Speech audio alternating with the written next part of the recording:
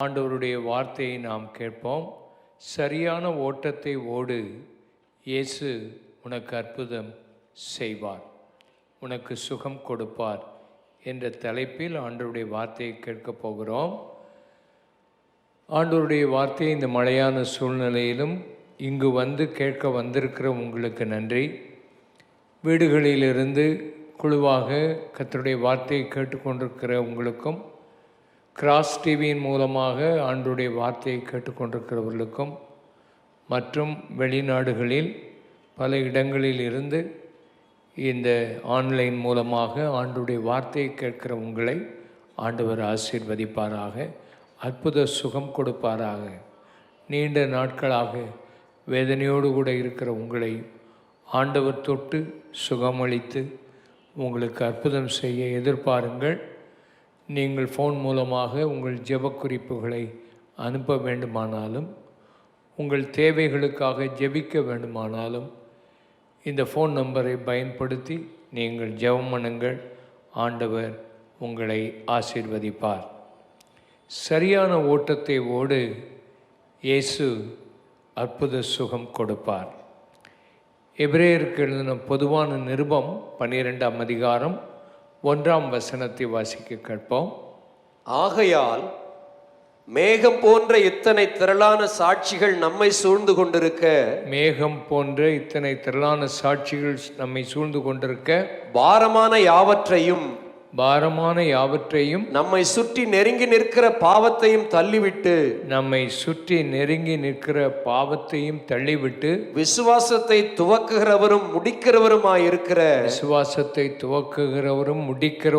இருக்கிற இயேசுவை நோக்கி நமக்கு நியமித்திருக்கிற ஓட்டத்தில் பொறுமையோடு ஓடக்கடவோம். ஆண்டவர் நமக்கு ஒரு ஓட்டத்தை அவர் நியமித்து வைத்திருக்கிறார். நாம் பிறந்தது முதல் மரிக்கும் வரைக்கும் வாழ்நாளிலே வாழுகிற அந்த வாழ்க்கையை ஒரு ஓட்டத்துக்கு ஒப்பனையாக ஆண்டவர் சொல்லியிருக்கிறார். இந்த ஓட்டத்தை ஓடும்போது பாவத்தை தள்ளிவிட வேண்டும், பாரத்தை தள்ளிவிட வேண்டும். ரெண்டு காரியமும் நாம் சரியாக ஓட முடியாதபடி நம்மை தடுத்தும் நிறுத்துகிற காரியங்கள். ஒரு ஓட்ட பந்தயத்தில் ஓடுகிற ஒரு மனிதனை கவனித்து பார்த்தால் அவன் எந்த பாரத்தையும் வைத்திருக்க மாட்டான். ஒரு அரை கால் சட்டை போட்டிருப்பான், ஒரு சின்ன பனியன் ஒன்று போட்டிருப்பான். அதை தவிர அவனுடைய சரீரத்தில் எந்த வெயிட்டும் இருக்காது. ஓடுகிற ஆட்கள் கோட் சூட் போட்டு ஓட மாட்டாங்க. ஓடுகிற ஆட்கள் நம்ம உடுத்தியிருக்கிற இந்த உடைகளை உடுத்தி அந்த ஓட்ட பந்தயத்தில் ஓட மாட்டார்கள். எவ்வளவு லகுவான ஒரு பாரம் இருக்குமோ அதுதான் அவர்களுடைய சரீரத்திலே இருக்கும். அதே போல் ஆண்டவர் நியமித்திருக்கிற இந்த பாதையில் இயேசுவை நோக்கி ஓடணும், குறிக்கோளோடு ஓடணும், இயேசுவை நோக்கி ஓடணும். இயேசுவை பார்த்து தான் நம்முடைய ஓட்டத்தை ஓட வேண்டும். இயேசு என்ன செய்தார், இயேசு என்ன பேசினார், இயேசு என்னென்ன காரியங்களை செய்தார், அவைகளை நாம் பார்த்து அவரை நோக்கி ஓடணும். ஓட்ட பந்தயத்தில் ஓடும்போது ஒரு குறிப்பிட்ட லக்கு இருக்கும், ஒரு கோடு இருக்கும். அந்த கோட்டை போய் தொட வேண்டும். அதை விட்டு வேறு எங்கெல்லாமோ பார்த்து கொண்டு வேறு எந்த கோட்டை போய் நீ தொட்டாலும் நீ வெற்றி அடைய முடியாது. உன் வாழ்க்கையில் வேறு எந்த நோக்கத்தோடு நீ இந்த உலகத்தில் வாழக்கூடாது, வேறு எந்த பக்கமும் பார்த்து வாழக்கூடாது. இயேசுவை நோக்கி பார்த்து நீ ஓட உன்னை ஒப்புக்கொடு. ஆண்டவர் உன்னை ஆசீர்வதிப்பார். உன் வாழ்க்கையின் முடிவு ஆசீர்வாதமாக இருக்கும். ஆண்டவர் அற்புதம் செய்வார். உன் வாழ்க்கையில் என்ன பாரம் இருக்கிறது, என்ன பாவம் இருக்கிறது, இந்த ரெண்டையும் நீங்கள் பாருங்கள். இந்த ரெண்டும் உங்களுடைய ஓட்டத்தை தடுக்கும். உங்கள் வாழ்க்கையில் பாவம் இருந்தால் ஆண்டவருடைய அற்புதம் உங்கள் வாழ்க்கையில் நடப்பது கஷ்டம். அவர் பாவிகளை நேசிக்கிறார், பாவத்தை வெறுக்கிறார். பாவத்தை மன்னிப்பதற்காகவே இந்த உலகத்தில் இயேசு வந்தார். அந்த பாவத்துக்கு ஒரு தீர்வு காண்பதற்காகவே அவர் சிலுவையில் தன்னுடைய சொந்த இரத்தத்தை சிந்தினார். அந்த இரத்தம் உன் பாவங்களை மன்னிக்கும். ஒரு ஆடுகளின், கோழி அல்லாவிட்டால் ஒரு மாடு, இவைகளின் இரத்தங்கள் ஒரு காலத்தில் சிந்தப்பட்டது. ஆனால் இன்றைக்கு நம்மை ஆண்டவர் எளிதாக்கி விட்டார். அவருடைய ஒரே இரத்தம் சிந்தப்பட்டதுனால நம்ம இன்றைக்கி ஆலயத்துக்கு வர்றதுக்கு நம்ம ஒரு ஆட்டை வாங்கிட்டு வரணும், இல்லாட்டா ஒரு மாடை வாங்கிட்டு வரணும். நம்மகிட்ட அந்த பணம் இப்போ இந்த காலத்தில் ஒரு ஆட்டின் விலை எவ்வளவு இருக்குது, ஒரு மாட்டின் விலை எவ்வளவு இருக்குது கேட்டால் நம்ம அவ்வளவு செலவழித்து ஒரு மாட்டையோ ஒரு ஆட்டையோ கோழி எது ஒரு புறாவையோ கொண்டு வரணும்னா செலவு செய்யணும். ஆனால் இப்போ இயேசு அதெல்லாம் எளிதாக்கி விட்டார். நம்ம ஒன்றும் செலவழிக்க வேண்டியதில்லை, இயேசு எல்லாவற்றுக்கும் செலவழிச்சிட்டார். அல்லேலூயா சொல்லுங்கள், எல்லாம் கை வைத்து. இயேசு அவருடைய இரத்தத்தை சிந்தினதுனால பாவ மன்னிப்புக்கென்று நீ எதையும் செய்ய வேண்டியதில்லை. அந்த இயேசு செய்த கிரியை நீ விசுவாசித்தால் போதும். அவ்வளவு விலையேறப்பட்ட இயேசுவின் இரத்தம் நமக்கு சிந்தப்பட்டது. அதனால் ரட்சிப்பு, பாவம் மன்னிப்பு நமக்கு ரொம்ப இலவசமாக கிடைக்கிறதுனால அது சீப்பானது அல்ல, அதுக்கு விலைக்கிரயம் இயேசு கொடுத்து விட்டார். இன்றைக்கு நாம் விடுதலையோடு இந்த இடத்துல வந்திருக்கிறோம் என்றால் இந்த இயேசு நமக்காக எல்லாவற்றையும் செய்தார். ஆகினால் இன்றைக்கு ராத்திரி வேளையில் உன்னுடைய பாவம் எது, உன்னுடைய பாரம் எது? ஒரு பாரத்தை நீ சுமந்து இந்த ராத்திரியில் வந்திருக்கலாம். நீங்கள் வீடுகளில் இருந்து ஒரு பாரத்தோடு நீங்கள் இந்த காரியங்களை கேட்டுக்கொண்டிருக்கலாம். ஆண்டவர் உங்கள் வாழ்க்கையில் இந்த பாவத்தையும் இந்த பாரத்தையும் உங்களை விட்டு எடுத்து போடுவாராக. அந்த பாவத்தையும் பாரத்தையும் அவர்கிட்ட சொன்னால் அவர் அதை எடுத்து போடுவார். அதை நீங்கள் வைத்து ஓடிக்கொண்டிருக்கிறீர்கள். இன்றைக்கு ராத்திரி ஆண்டவர் அதிலிருந்து விடுதலையாக்கத்தான் உங்களை கொண்டு வந்திருக்கிறார். எந்த வியாதியின் நிமித்தம் நீங்கள் பாரப்பட்டிருக்கிறீர்கள், அந்த பாரத்தை நீங்கள் இயேசு மேல் வைத்து விடுங்கள். நீங்கள் உங்கள் ஓட்டத்தை விடுதலையோடு ஓடணும், வெற்றியோடு ஓடி முடிக்கணும் என்று வேதத்தில் எழுதப்பட்டதை நாம் பார்க்கிறோம். அதனால் உங்கள் வாழ்க்கையில் எந்த பாவத்தையும் பாரத்தையும் விட்டுவிட்டு இயேசுவை மாத்திரம் பார்த்து ஓடினால் ஆண்டவர் உங்களுக்கு அற்புத சுகம் கொடுப்பார். ஆண்டவர் உங்களுக்கு ஒரு விடுதலை கொடுப்பார். நீ எத்தனையோ இடத்துக்கு போய் கொண்டிருக்கிறாய், எத்தனையோ இடத்துக்கு ஓடி பார்க்கிறாய், எத்தனையோ இடத்துல போய் நீ பார்க்கிறாய். ஒரு ஆளை கேட்டேன், எத்தனை வருஷமாக இந்த இடத்துக்கு போனான்னு கேட்டேன். அவன் சொன்னான், 18 வருஷமாக நான் போனேன்னு சொன்னான். 18 வருஷமாக திரும்ப திரும்ப போனியா? சரி, முதல் வருஷம் போன போது உனக்கு என்ன கிடைத்தது? அதுக்கு பிறகு 18 வருஷம் போயிருக்கிறியே என்று கேட்டபோது அவர் சொன்னால், 18 வருஷமும் எனக்கு ஒன்றும் கிடைக்கல, அப்போ எதுக்கு போனா அப்படின்னு கேட்டேன். அது அப்படியே போய் அது ஜாலியாக போயிட்டு வர்றது, அந்த மரங்களை பார்க்கலாம், அங்கே பிக்னிக் போகிற மாதிரி வருஷம் வருஷம் போவோமே தவிர வாழ்க்கையில் எனக்கு ஒன்றும் கிடைக்கலன்னு சொன்னான். அதை பார்த்தபோது ஆச்சரியமாக இருந்தது. உன் வாழ்க்கையில் ஒன்றும் கிடைக்காம இருக்கிற இடத்துல எத்தனை வருஷமாக போயிட்டுருக்குற? இந்த இயேசு உன் வாழ்க்கையில் பாவத்தை மன்னிக்க நீ உண்மையாக அவரை தேடிப்பார். அவர் உன் பாவத்தை மன்னித்து உன்னை விடுதலையாக்கி உன் பாரத்தை சுமப்பார். நான் எப்படி தைரியமாக இதை சொல்கிறேன்னா, என் வாழ்க்கையில் அது நடந்தது. நான் கிறிஸ்தவ ஆலயத்துக்கு தான் போனேன், கிறிஸ்தவ வேதத்தை தான் வாசித்தேன். அதை சும்மா வாசிக்கிறதுனால ஒன்றும் நடக்காது. உண்மையாக இந்த ஆண்டவரை தேடி முழு இருதயத்தோடு அவரை தேடும்போது அவர் நிச்சயம் உனக்கு உதவி செய்வார். வெறும் அற்புதம் நடக்கணும், ஏதாவது சுகம் கிடச்சிட்டுனா அதோடு போயிடுவோம் அப்படின்னு நினச்சி வரக்கூடாது. இயேசு எல்லாரையும் நேசிக்கிறார். எந்த மதமாக இருந்தாலும் சரி, நீ யாராக இருந்தாலும் சரி, உன்னை தள்ள மாட்டார். உனக்கு உதவி செய்கிறது அவரால் லேசான காரியம்தான். ஆனால் உனக்கு உண்மையான அற்புதம் நடக்கணும்னா, உண்மையான அற்புதத்தை நீ எதிர்பார்க்கணுன்னா, உன் பாவம் மன்னிக்கப்பட்ட நிச்சயம் ஒரு விசுவாசம் உனக்குள்ளே வந்துடும். அது வருவது தான் உன்னை விடுதலையாக்கும், உன்னை ஆசீர்வதிக்கும். இந்த இயேசுவை விசுவாசித்தவர்கள் ஒரு நாளும் கெட்டு போவதில்லை, ஒரு நாளும் வெட்கப்படுவதில்லை, ஒரு நாளும் உன் வாழ்க்கையில் நீ இளைப்படைந்து போவதில்லை. இந்த இயேசுவை நோக்கி நீ ஓடுவதற்கு உன் பாவத்தையும் பாரத்தையும் தள்ளிவிடு.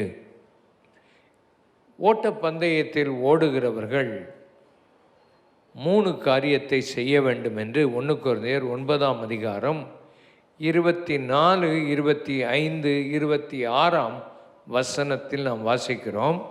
1 கொரிந்தியர் 9, 23 வாசியுங்கள். சுவிசேஷத்தில் நான் உடன் பங்காளி ஆகும்படிக்கு 24 வாசியுங்கள். பந்தய சாலையில் ஓடுகிறவர்கள் எல்லாரும் ஓடுவார்கள். பந்தய சாலையில் ஓடுகிறவர்கள் எல்லாரும் ஓடுவார்கள். ஆகிலும் ஒருவனே பந்தயத்தை பெறுவான் என்று அறியீர்களா? ஒருவனே பந்தயத்தை பெறுவான் என்று அறியீர்களா? நீங்கள் பெற்றுக்கொள்ளத்தக்கதாக ஓடுங்கள். பெற்றுக்கொள்ளத்தக்கதாக ஓடுங்கள். பந்தயத்திற்கு போராடுகிற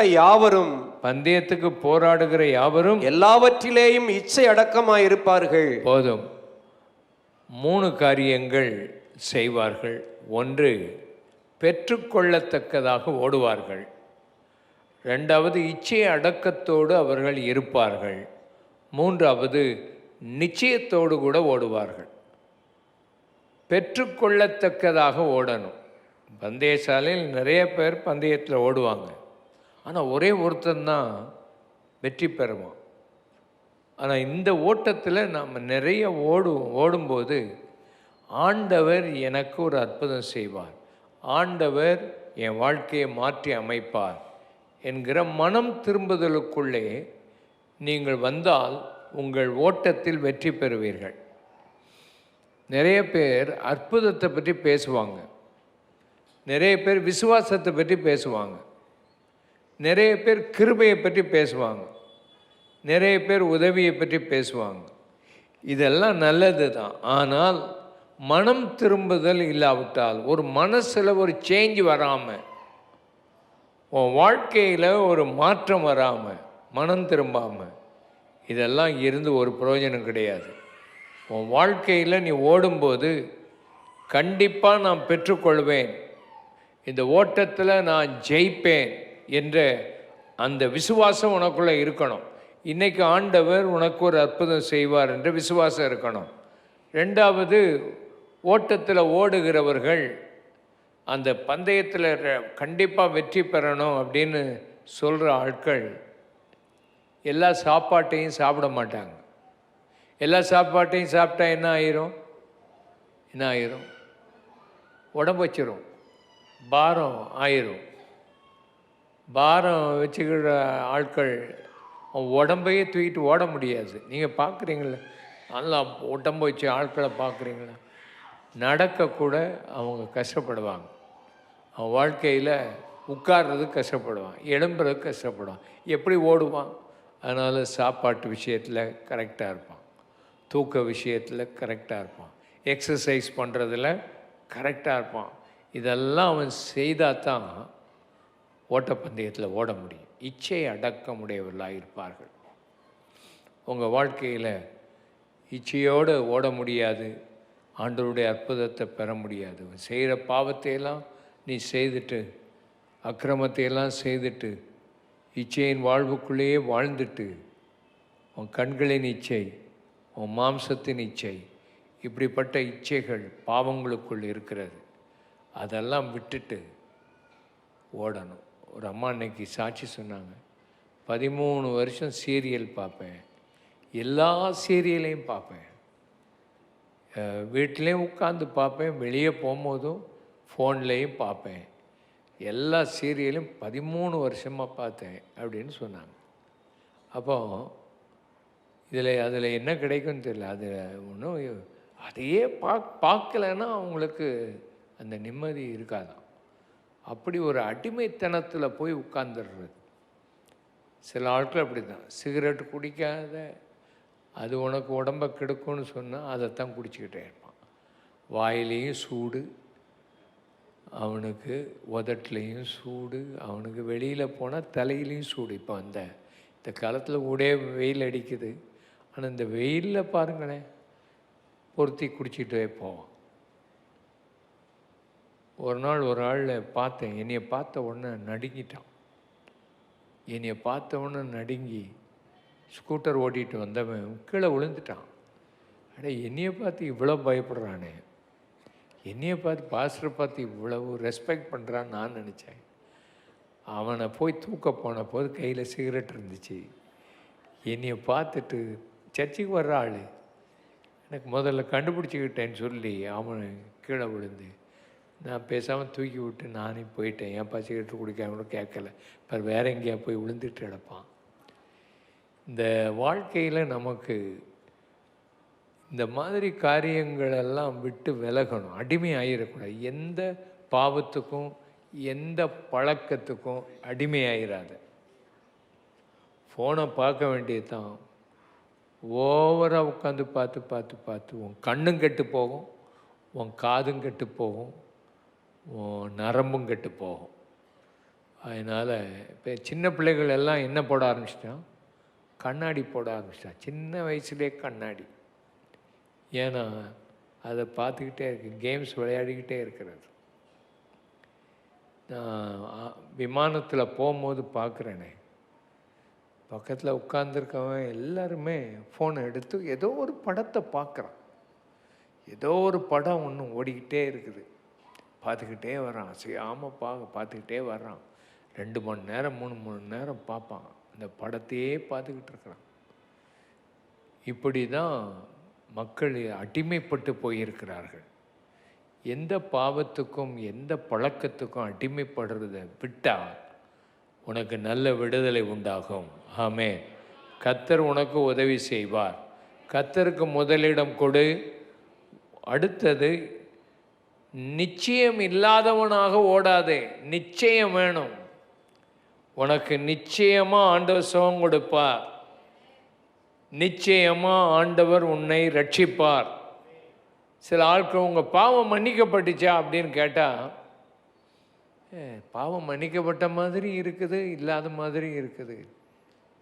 கல்யாணம் கட்டியிருக்கியா? கல்யாணம் கட்டின மாதிரி இருக்குது, கெட்டாத மாதிரி இருக்குன்னு சொல்கிறியா? இல்லை, கல்யாணம் கட்டியிருக்கிற. அதை போல் இந்த சத்தியத்தை அறிஞ்சிட்டேன்னா, அந்த ரட்சிப்பு வந்துட்டுன்னா உனக்கு தெரியும். உனக்குள்ள சரியான மாற்றம் வந்துடும். மாற்றம் வரும்.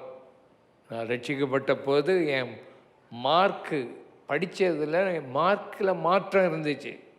என் ட்ரெஸ்ஸில் மாற்றம் வந்துட்டு, என் பேச்சில் மாற்றம் வந்துட்டு. என் ஃப்ரெண்ட்ஸு, பழைய ஃப்ரெண்ட்ஸில் எல்லாம் விட்டுட்டு போயிட்டாங்க.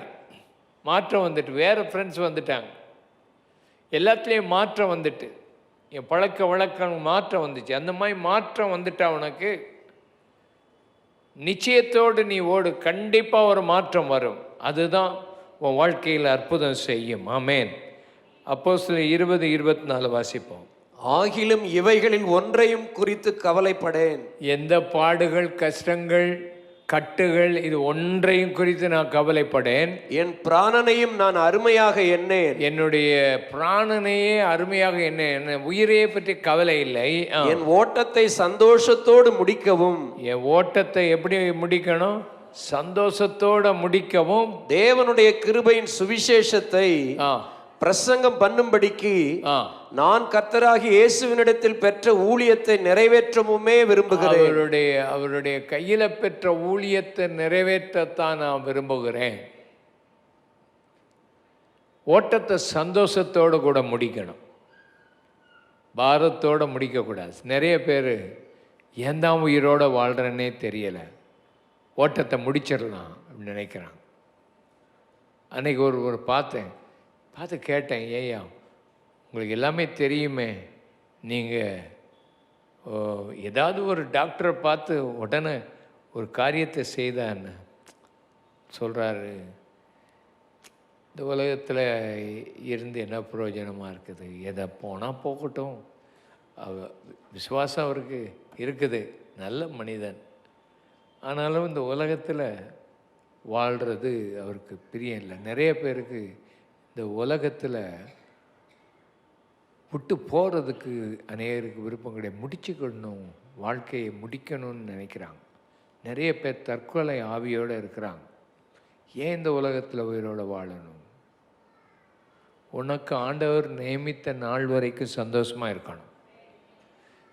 ஓட்டத்தை எப்படி முடிக்கணும்? சந்தோஷத்தோடு முடிக்கணும், பாரத்தோடு முடிக்கக்கூடாது, கவலையோடு முடிக்கக்கூடாது. ஏன் தான் வாழ்கிறோமோன்னு வாழக்கூடாது. வாழ்ந்தால் ஆண்டவருக்காக வாழணும், இல்லாட்டா மற்றவங்களுக்காக ஒரு பிரயோஜனமாக இருக்கணும். நம்ம அது ரொம்ப முக்கியம். அதுதான் சந்தோஷமான வாழ்க்கை. ஆண்டவரோடு கூட போய் இருக்கிறது சந்தோஷமான வாழ்க்கை. ஆனால் ஆண்டவர் நம்ம இந்த உலகத்தில் வைத்திருந்தால் மற்றவர்களுடைய சந்தோஷத்துக்காக வாழணும், மற்றவங்களுடைய பிரயோஜனத்துக்காக வாழணும். இந்த ஆண்டவர் நியமித்த ஓட்டத்தை சரியாக ஓடி முடிக்கணும். சந்தோஷத்தோடு ஓடி முடி. ஆண்டவர் உன்னை ஆசீர்வதிப்பார். உன் வாழ்க்கையை ஆண்டவர் மாற்றி அமைப்பார். 2 தீமோத்தேயு 4:7 பார்ப்போம். நல்ல போராட்டத்தை போராடினேன், நல்ல போராட்டத்தை போராடினேன், ஓட்டத்தை முடித்தேன், விசுவாசத்தை காத்து கொண்டேன். விசுவாசத்தை என்ன செய்துட்டேன்? காத்து கொண்டேன். நல்ல போராட்டத்தை போராடினேன், ஓட்டத்தை என்ன செய்தேன்? முடித்தேன், விசுவாசத்தை காத்து கொண்டேன். இந்த உலகத்தில் போராட்டம் தான் வாழ்க்கை. வாழ்க்கை என்பது போராட்டம். அதுக்கு தான் ஆண்டவருடைய உதவி தேவை, ஆண்டவருடைய அற்புதங்கள் தேவை. ஆனால் அந்த ஓட்டத்தை விசுவாசத்தோடு ஓடி முடிக்கணும். விசுவாசம் ரொம்ப தேவை ஓட்டத்தில். நிறைய பேர் ஓடி ஓடி அந்த போராட்டத்தை பார்த்து விசுவாசத்தை விட்டுருவாங்க. ஆண்டவர் இருக்கிறாரா, ஆண்டவர் இப்படி இருந்தால் இப்படி நடக்குமா என்ற சந்தேகங்கள் மக்களுக்குள்ளே உண்டாகிருது. ஓட்டத்தை விசுவாசத்தோடு ஓடி முடிக்கணும். விசுவாசம் என்ன? எனக்கு ஒரு ஆண்டவர் இருக்கிறார், அவர் எனக்கு இடத்தை ஆயத்தம் பண்ணி வைத்திருக்கிறார், அந்த இடம் ஒரு சந்தோஷமான இடம், அந்த இடத்துக்கு நான் போவேன் என்று விசுவாசம் இருக்கணும். இல்லாட்டா இந்த இயேசு வரப்போகிறார், நான் அவரை சந்திப்பேன் என்று உன் ஓட்டத்தில் ஓடிக்கொண்டிருக்கணும். உன்னுடைய வாழ்க்கையில் உன் விசுவாசத்தை விட்டுறாது. இன்றைக்கி உனக்கு அற்புதம் நடக்கணுமா, உனக்கு சுகம் கிடைக்கணுமா, விசுவாசம்தான். விசுவாசம்னா என்ன? விசுவாசத்தையே நான் பேசிக்கிட்டு இருக்க போகிறேன், அறிக்கை பண்ணுறேன்னு சொல்லிக்கிட்டு அறிக்கை பண்ணிக்கிட்டு இருக்காத. நான் ஒரு பிரைட்டாக வெளிச்சத்தை என் வாழ்க்கையில் பார்க்குறேன்னு நினச்சிக்கிட்டே இருக்காத.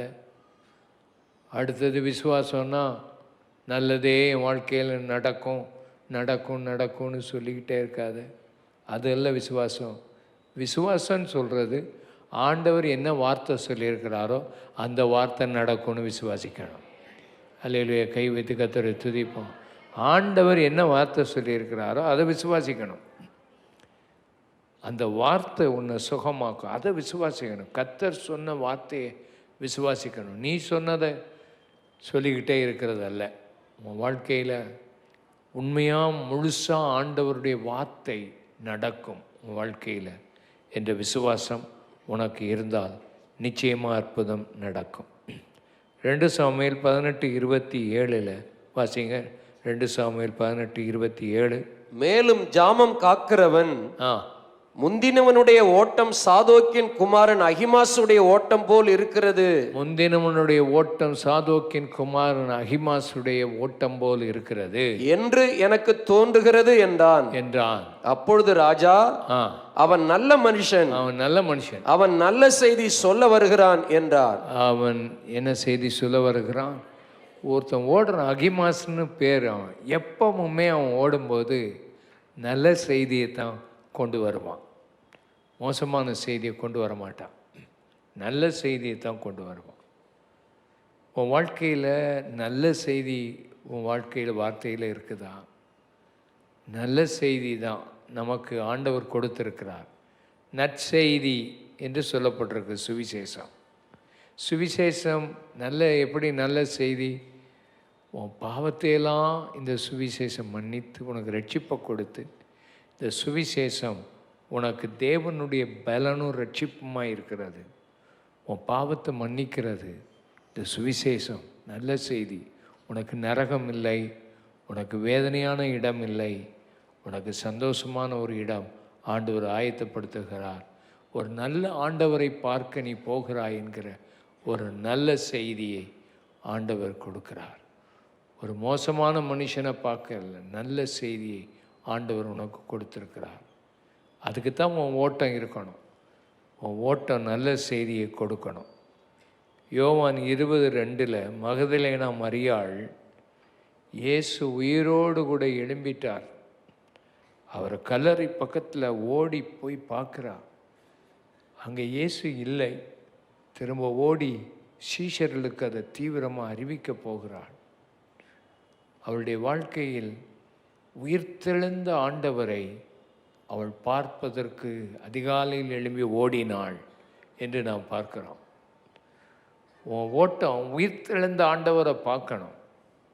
உன் ஓட்டம் நல்ல செய்தியை கொடுக்கறதுக்கு ஓடணும். உன் வாயில் நல்ல செய்தி இருக்கணும், மக்களுக்கு ஆசீர்வாதமாக இருக்கக்கூடிய செய்தி. மூன்றாவது, ஆதியாகமம் 18:7-10 வாசிக்கும்போது 7ஆம் வசனம் வாசிங்கள். ஆதியாகமம் 18:7. ஆபிரகாம் மாட்டு மந்தைக்கு ஓடி ஒரு நல்ல இளங்கன்றை பிடித்து, சரி, வேலைக்காரனை பார்த்து கையில் கொடுத்து இதை சீக்கிரமா சமை என்று சொன்னான். 10ஆம் வசனம். அப்பொழுது அவர் ஒரு உற்பவ காலத்திட்டத்தில் நிச்சயமா என்னிடத்தில் திரும்ப வருவேன், நிச்சயமா வருவேன், அப்பொழுது உன் மனைவியாகிய சாராளுக்கு ஒரு குமாரன் இருப்பான் என்றார். ஒரு குமாரன் இருப்பான் என்றார். ஆபிரகாமுக்கும் சாராளுக்கும் பிள்ளை இல்லை. எத்தனை வருஷம்? 100 வருஷம் பிள்ளை இல்லை. ஆண்டவர் அவன் வீட்டை வந்து சந்திக்கிறார். அந்த ஆண்டவருக்கு சேவை செய்ய ஓடுகிறான். கொஞ்சம் இருங்க ஆண்டவரே. அவனுக்கு 3 தூதர்கள் தெரிகிறார்கள். அதில் ஒருத்தர் ஆண்டவர். அவருக்கு சேவை செய்கிறான். ஓடி ஓடி சேவை செய்கிறான். தீவிரமாக காரியங்களை செய்கிறான். ஆண்டவர் தன் வீட்டில் அவர் வந்து உட்கார்ந்துருக்கிறார். அவர் சாப்பிட்டுட்டு ஒரு ஆசீர்வாதம் கொடுக்கிறார். உற்பத்தி திட்ட காலத்தில் ஒரு குழந்தை உனக்கு கிடைக்கும். எவ்வளோ சந்தோஷமான செய்தி! ஆண்டவருக்கு சேவை செய்து ஆண்டவருக்கு உன்னை ஒப்பு கொடுத்து ஆண்டவருக்காக வாழும்போது ஒரு சந்தோஷமான செய்தியை ஆண்டவர் உனக்கு தருவார். இன்றைக்கு உனக்கு ஒரு அற்புதத்தை ஆண்டவர் செய்ய வல்லமையுடையார். கண்களை மூடி ஜெபம் பண்ணுவோம். ஆண்டவர் நோக்கி பார்த்து ஜெபம் பண்ணுவோம். இயேசுவே, எனக்கு நியமித்திருக்கிற இந்த ஓட்டத்தில் பொறுமையோடு ஓட, இந்த ஓட்டத்தை சந்தோஷமாக முடிக்க, இந்த ஓட்டத்தை விசுவாசத்தோடு முடிக்க,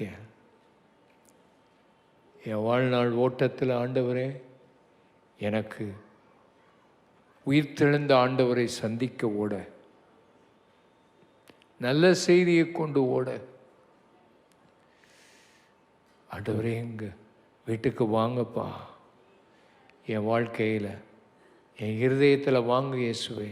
எத்தனை பேர் அவரை உன் இருதயத்தில் உண்மையாக இன்றைக்கி ஏற்றுக்கொண்டு அவர் உன் வீட்டுக்குள்ளே வரணும், அவர் உனக்கு அற்புதம் செய்யணும், உன் இருதயத்தில் இந்த இயேசு வரணும், உன் பாவத்தை மன்னிக்கணும். அதுதான் ரொம்ப முக்கியம். ஒரு இடத்துல இருந்து ஆண்டவருடைய வசனத்தை கேட்டுக்கொண்டிருக்கவில்லை, ஆண்டவர் உன் பாவத்தை மன்னிப்பாராக. ஆண்டவருடைய கிருபையை ஆண்டவர் உனக்கு தருவார். ஓ காட், ஆண்டவர் உன் பாவத்தை மன்னிப்பார். ஹல்லேலூயா, ஹல்லேலூயா, ஹல்லேலூயா. இந்த இயேசுவை நான் ஏற்றுக்கொள்கிறேன், அவர் என் இருதயத்தில் வரணும், என் பாவத்தை மன்னிக்கணும் ஐயா, எனக்காக வேண்டிக் கொள்ளுங்கள்னு சொல்கிறவங்க கை வைத்து காண்பீங்கள். சீக்கிரம் நல்ல கைகளை வைத்து காண்பீங்கள். எங்கே இருந்தாலும் கைகளை வைத்து காண்பீங்கள். இந்த இயேசு என் பாவத்தை மன்னிக்கணும், என் இருதயத்தில் வரணும், இந்த ஆண்டவர் எனக்கு அற்புதம் செய்யணும்னு சொல்கிறவங்க கை வைத்து காண்பீங்கள். கை வைத்துன்னு நீங்கள் ஒரு நிமிஷம் எழுந்திருங்கள். ஆண்டவர் உங்களுக்கு அற்புதங்களை செய்வார். கையில் எண்ணெய் பாட்டில் இருந்தால் அதை எடுத்துக்கொண்டு முன்னால் வாங்க, உங்களுக்காக ஜெபம் பண்ணுவோம். தூர இடத்துல இருக்கிறவங்க, இந்த வசனத்தை கேட்டுக்கொண்டிருக்கிறவங்க ஆன்லைனில் கை உயர்த்துங்க. நீங்கள் இயேசுவை ஏற்றுக்கொள்ளணுன்னா, இயேசுவை உங்கள் உள்ளத்தில் ஏற்றுக்கொள்ளணுன்னா நான் சொல்கிற ஜெப வார்த்தையை சத்தமாக சொல்லுங்கள். ஆண்டவர் உங்களை ஆசீர்வார். கை வைத்தினவங்க சீக்கிரம் முன்னால் வாங்க. ஆண்டவர் உங்களை ஆசீர்வதிப்பார். கர்த்தர் உங்களோட கூட பேசுவார், அற்புதங்களை செய்வார். நான் சொல்கிற ஜெப வார்த்தையை சத்தமாக சொல்லுங்கள். அன்புள்ள இயேசுவே, கிராஸ் டிவியில் பார்த்து கொண்டிருக்கிறவங்க சொல்லுங்கள், அன்புள்ள இயேசுவே, என்னுடைய பாவத்தை எனக்கு மன்னியும்.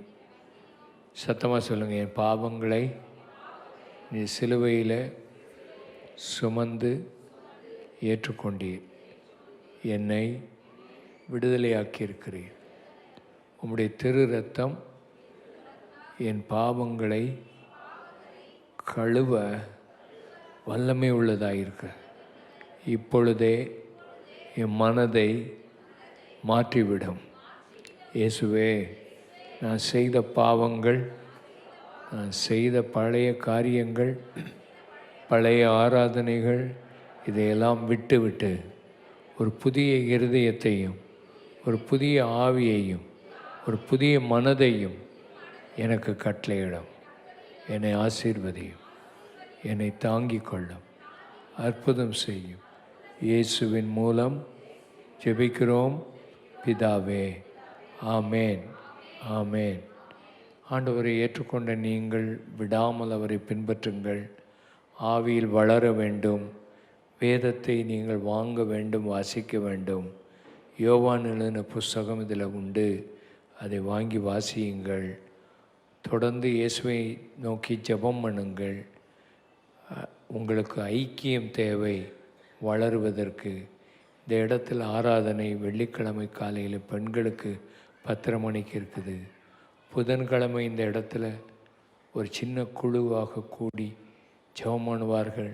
வாருங்கள். வெள்ளிக்கிழமை மாலை கூட்டத்தை தொடர்ந்து வாருங்கள். ஞாயிற்றுக்கிழமை காலையிலிருந்து சாயந்தரம் வரைக்கும் கூட்டம் இருக்கும். நீங்கள் வந்து கலந்து கொள்ளுங்கள். வாலிப பிள்ளைகளாக இருந்தால் சனிக்கிழமை மாலை 6:30 மணிக்கு உங்களுக்கு கூட்டம் உண்டு. கர்த்தர் உங்களை ஆசீர்வதிப்பார். நம்ம எல்லோரும் எழுந்து நிற்போம். கையில் இருக்கிற இந்த எண்ணெய் பாட்டிலை எடுத்து ஜெபம் பண்ணுவோம். ஜெபம் பண்ண பிறகு நீங்கள் எண்ணெய் பூசி ஜெபம் பண்ணுங்க. எண்ணெய் பூசி ஜெபம் பண்ணுங்க. ஜெபம் பண்ண பிறகு ஆண்டவர் உங்களுக்கு அற்புதங்களை செய்திருப்பார் விசுவாசத்தோடு. அது முடிஞ்ச பிறகு ஆண்டவர் உங்களுக்கு அற்புதம் செய்தால் சாட்சி சொல்லுங்கள். ஆண்டவருடைய நாமம் மகிமைப்படுவதாக. நம்ம எல்லாரும் ஒருமனப்பட்டு ஜெபம் பண்ணணும். பரிசுத்த பிதாவை, உங்கள் நாமத்தினால இந்த எண்ணெயை ஆசீர்வதிங்க. இந்த எண்ணெயை விசுவாசத்தோடு போடும்போது உங்களுடைய பிள்ளைகளுக்கு அற்புதம் நடக்கட்டும். இந்த எண்ணெயை நீர் தொடுவதன் நிமித்தம் மக்கள் போடும்போது எண்ணெயினால உங்களுடைய கரமே அதை தொட்டு ஆசீர்வதித்து அந்த வியாதிகளை மாற்றி விடுகிறதுக்காக ஸ்தோத்திரம். உமக்கே மகிமை செலுத்துகிறோம். எந்த கட்டுகள் இருந்தாலும் அது மறைந்து போகட்டும். எந்த ஆண்டவர் உடம்பில் இருக்க எந்த வியாதிகளையும் சுகமாக்கும் இயேசுவின் நாமத்தினால. ஓ காட், எல்லோரும் ஒருமனப்படுவோம். எல்லோரும் ஒருமனப்படுவோம். ஜெபம் பண்ணுவோம். இப்போ எல்லா வியாதிகளுக்கும் ஜெபம் பண்ணும்போது நீ இப்போ எண்ணெய் பூசி ஜெபம் பண்ண ஆரம்பிச்சிருங்க. வீடுகள்லேயும் எண்ணெய் பூசி ஜெபம் பண்ணுங்க. கர்த்தர் அற்புதங்களை செய்வார். நீங்கள் உடனே ஃபோன் மூலமாக தெரியப்படுத்துங்க ஆண்டவர் செய்த அற்புதத்தை. ஆண்டவருடைய அற்புதம் நடக்கும் இயேசுவின் நாமத்தினால. ஆண்டவரே, விசுவாச ஓட்டத்தை குறித்தும் சந்தோஷமான ஓட்டத்தை குறித்தும் இயேசுவை நோக்கி ஓடுகிற பொறுமையான ஓட்டத்தை குறித்தும் நாங்கள் பார்த்தோம். ஆண்டவரே, நல்ல செய்தி கொண்டு ஓடினவர்கள் இன்றைக்கு உடைய பிள்ளைகளுக்கு நல்ல செய்திகளை கொடும். இயேசுவை உயிர்த்தெழுதலின் ஆண்டவரை பார்க்க உதவி செய்யும். இயேசுவின் நாமத்தினாலே பல ஆண்டுகளாக இருக்கிற வியாதிகள், குழந்தை இல்லாத தன்மைகள், இவர்கள் எல்லாவற்றையும் மாற்றி அமைக்கணும். இன்றைக்கு உடைய நாமத்தினால் அற்புதம் நடக்கணும். கட்டிகளெல்லாம் மறையணும் இயேசுவின் நாமத்தினாலே. கேன்சர்கள் எல்லாம் மறையணும் இயேசுவின் நாமத்தினாலே. உடம்பில் இருக்கிற எந்த அவயவங்களிலும் எந்த நோயும் தங்கி இருக்கக்கூடாது. அந்த நோய்கள் வெளியேறணும் இயேசுவின் நாமத்தினாலே. சரீரத்தில் இருக்கிற நோய் கிருமிகள் எல்லாம் மாறணும். தேவனால் கூடாதது ஒன்றுமே இல்லை. தேவனால் கூடாதது ஒன்றுமே இல்லை. ஓ காட், ஒவ்வொருவரையும் உம்முடைய நாமத்தினால ஆசீர்வதிக்கணும். கர்த்தருடைய கிருபையின் கரம் கூட இருந்து உம்முடைய பிள்ளைகளை தொடும்படி ஜெபிக்கிறோம். ஆண்டவரே, ஒவ்வொருவர் மேலும் உம்முடைய கைகள் படுகிறதுக்காக ஸ்தோத்திரம். ஒவ்வொரு மேலும் உம்முடைய வசனம் வருகிறதற்காக ஸ்தோத்திரம். ஒவ்வொரு மேலும் உம்முடைய நாமம் ஆண்டவரே சொல்லப்படுகிறதற்காக ஸ்தோத்திரம். இங்கே ஒரு சுகமாக்கும் வல்லமை இந்த இடத்துல இருக்கிறது. குழந்தைகளை தொட்டு சுகமாக்கும், பெரியவர்களை தொட்டு சுகமாக்கும், வயதானவர்களை தொட்டு சுகமாக்கும், வீடுகளிலே இருந்து ஜெபிக்கிறவர்கள், குழுவாக ஜெபிக்கிறவர்கள், ஆண்டவரே ஃபோன் மூலமாய் கேட்டுக்கொண்டிருக்கிறவர்கள் மற்றும் ஆண்டவரே டிவி மூலமாய் பார்த்து கொண்டிருக்கிற ஒவ்வொருவரையும் நீர் தொடும்படி ஜெபிக்கிறோம். அசுத்த ஆவிகள் வெளியேறும்படி கட்டளை கொடுக்கிறேன். அசுத்த ஆவிகள் வெளியேறட்டும், பொல்லாத பிசாசுகள் ஓடட்டும். பிசாசுகள் மூலமாக வந்த வியாதிகளோடு அந்த பிசாசுகள் புறப்பட்டு ஓடட்டும். குழந்தை பாக்கியங்களை கட்டளையிடும்படி ஜெபிக்கிறோம். உச்சந்தலையிலிருந்து உள்ளங்கால் வரைக்கும் ஒரு தேவனுடைய வல்லமை, ஒரு அக்கினி ஆண்டவரே உம்முடைய பிள்ளைகள் மேலே படும்படி ஜெபிக்கிறோம். மனசில் ஒரு தெளிவு உண்டாக்கும். குழந்தைகளை நீ தொட்டு சுகமாக்கும். எல்லா வேதனைகளை நீ எடுத்து போடும். கண்களில் இருக்கிற வேதனை, காதில் இருக்கிற வேதனை, வயிற்றில் இருக்கிற வேதனை, கற்பப்பையில் இருக்கிற கட்டிகள் மறைந்து போகட்டும். முழங்கால்கள், மூட்டுகள், இவைகளில் இருக்கிற முதுகு எலும்புகள் எல்லாவற்றையும் சுகமாக்கும். இடுப்பு வலிகளை சுகமாக்கும். அற்புதமாய் காரியங்களை செய்யும். உம்மால் கூடாதது ஒன்றுமே இல்லை ஆண்டவரே. உடைய பிள்ளைகளை தொட்டருளும். இந்த இடத்தில் வந்திருக்கிற அத்தனை பேருடைய வாழ்க்கை நீர் மாற்றி அமைத்தருளும். உடைய கரம் கூட இருக்கட்டும். இயேசுவே, நீர் ஜெபத்தை கேட்டதற்காக ஸ்தோத்திரம். ஆவியானவரே, உடைய பிள்ளைகளை தொட்டதற்காக ஸ்தோத்திரம். உடைய விடுதலை தந்ததற்காக ஸ்தோத்திரம். வீடுகளில் உள்ளவர்களை தொட்டீர். உடைய நாமம் மைமைப்படுவதாக. ஆமேன் சொல்லுவோம். ஆமேன்.